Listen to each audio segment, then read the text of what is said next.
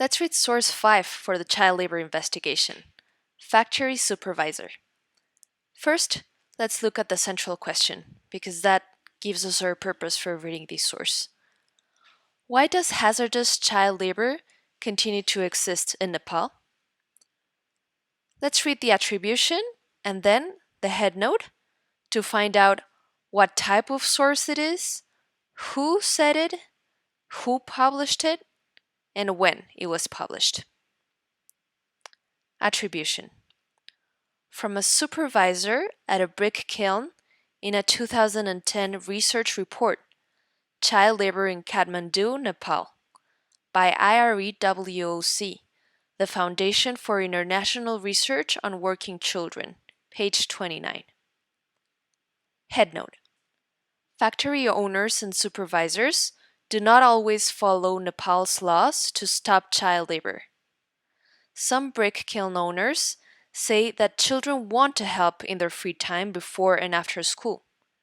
Researchers from I-4 visited brick kilns in Nepal and asked people about their experiences to write this report.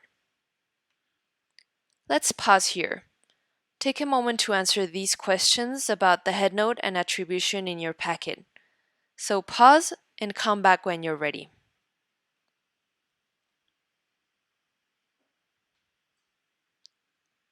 Okay, now let's read the source.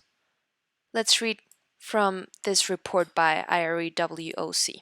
Let's see what the factory supervisor says. It is not good that children work in a brick factory, but we do not have a policy, which means law, to stop child labor. Sometimes we tell parents that they should not let the children work, but send them to school. But these parents are not educated, and they think children waste time if they play.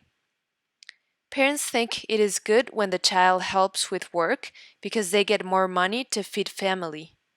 Parents are happy when the child can work. Okay, go back and read the source yourself. And pause after each sentence to think what parts of the source tell you what the author or people in the text think, want, or experience.